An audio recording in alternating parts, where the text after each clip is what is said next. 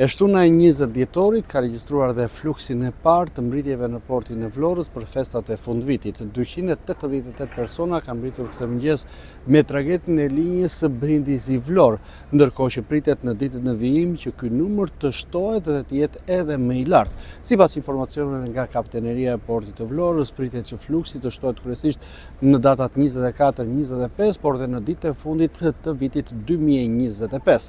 Sipas informacioneve nga autoritetet portuale, pritet që tragedi i linjës së Vlorë-Brindisi gjatë këtyre ditëve ndoshta të punojë edhe për çdo ditë, duke referuar edhe me prenotimet e personave që pritet të udhtojnë nga Italia apo vendet e Bashkimit Evropian drejt Shqipërisë dhe Vlorës për të kaluar festat e fundvitit.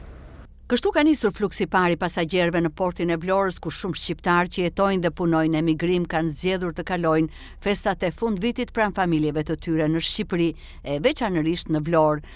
Kështu këtë të shtunë të 20 dhjetorit 2025, në port janë regjistruar 288 pasagjerë, bashkë me ta kanë hyrë dhe 74 automjete.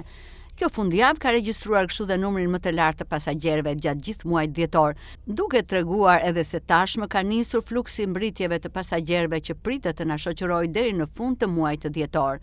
Sipas autoriteteve portuale, pritet që ky fluks të intensifikohet, duke nisur nga data 24 dhjetor e për të vijuar deri në ditën e fundit të këtij viti. Referuar fluksit edhe nga autoritetet, pritet të shtohen masat dhe numri personelit dhe sporteleve me qëllim për të evituar radhët që mund të krijohen.